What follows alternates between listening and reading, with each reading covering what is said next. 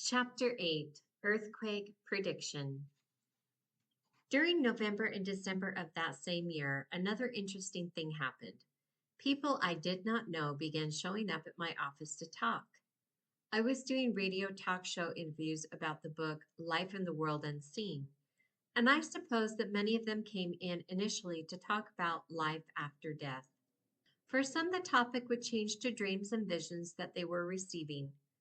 These dreams were often about the destructions that would come in the last days. Most of these people lived along the Wasatch Front in Utah, so naturally what they saw was in that general area. After 3 or 4 people came in with the same story, I became curious as to why these people were coming and sharing these things with me. When I inquired about it to the Lord, He said, "Many people have been seeking to know what shall befall this area, and they are receiving answers to their prayers.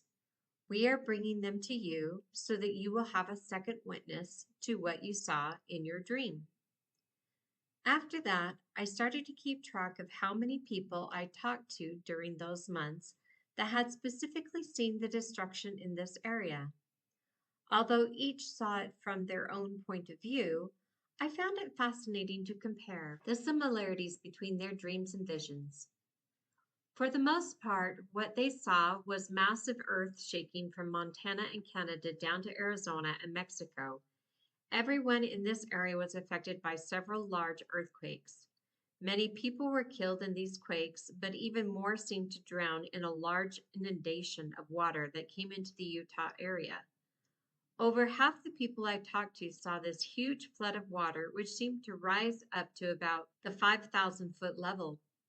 Several of these people also saw volcanic eruptions and nuclear explosions. Most said that they felt no fear, for they had mentally prepared themselves and developed the ability to rely on the Spirit or their inner voice for guidance. This had given them a comfort of knowing that these changes, although very dramatic and life-changing, would create an environment where much good would result. The one very solid thread that ran through each of these people's experiences was that they had learned to quit following each other and follow their own knowing. They all seemed to have a confidence in this area. That was surprising to me. At one time, I talked to a food storage salesman who said he had spoken to over 200 people that had claimed similar dreams. All of these dreams from so many different people reminded me of the scripture in Acts chapter 2, verse 17. "And it shall come to pass in the last days, saith God, I will pour out my spirit upon all flesh, and your sons and your daughters shall prophesy, and your young men shall see visions, and your old men shall dream dreams." By the end of the year, I had asked the Lord to stop sending these people to me because I didn't want to become consumed with this information. It was enough to know it was coming and let it be. No timetables were ever given, but I have always felt that I would see it in my lifetime.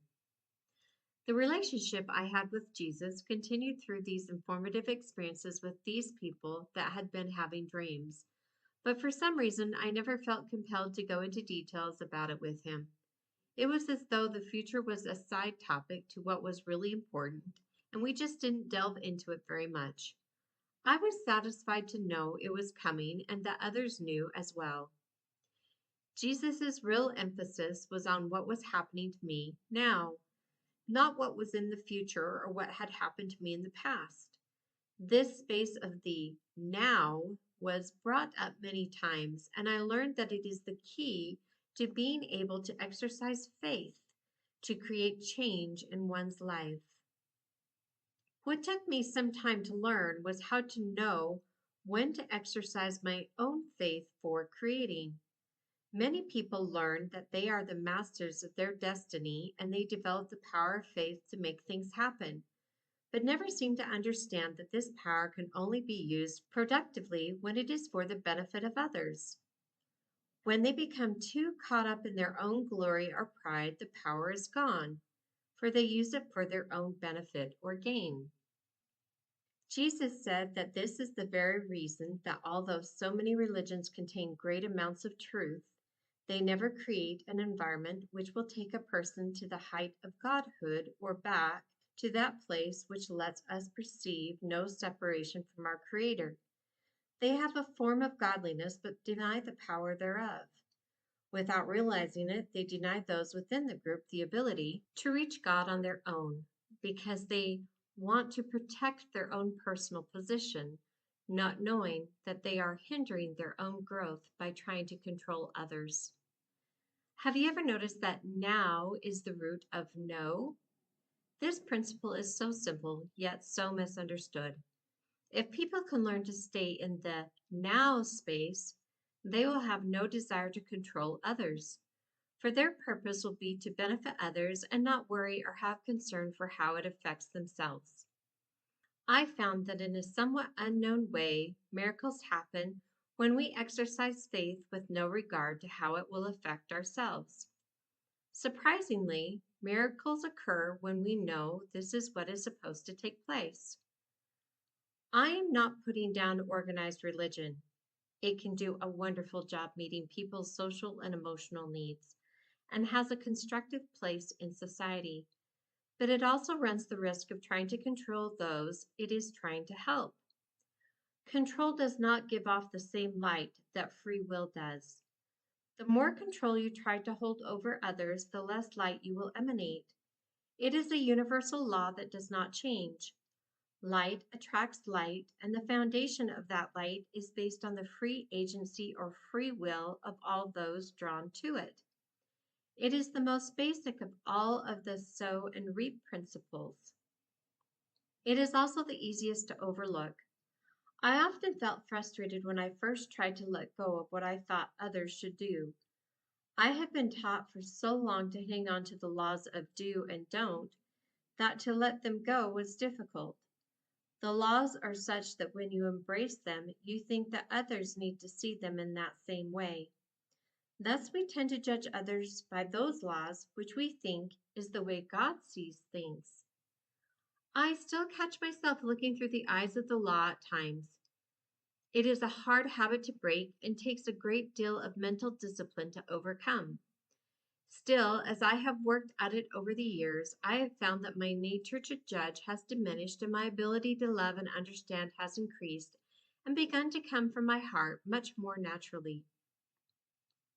A great man once said, "I teach correct principles and men govern themselves." I cannot adequately tell you how true and how much light that one statement gives off. To govern ourselves is key, and to let others govern themselves is crucial. Some years after this time with Jesus, my Father in heaven, the creator of my spirit, taught me a very valuable lesson with regards to this principle, and I shall later delve into that subject, but for now understand that what I was learning was to let go of the law and hold to the Spirit. Its peace and calmness was blended with the love of Jesus in such a way that I will always look back at these days with the fondest of memories. Because of this time with the Lord, I learned for myself that Jesus was speaking the truth when he said, "I am the way to the Father." Over this 5-month period with mid-October to mid-March, my personality changed more than at any time of my life. The effects of the Lord's Spirit and influence on me began to be felt in my everyday living. My children often commented that I had become more gentle and patient with them. I tried hard to draw from the Lord his feeling of love for all creation. Jesus helped me with my problems that I had in my own family and with my relationship with my parents.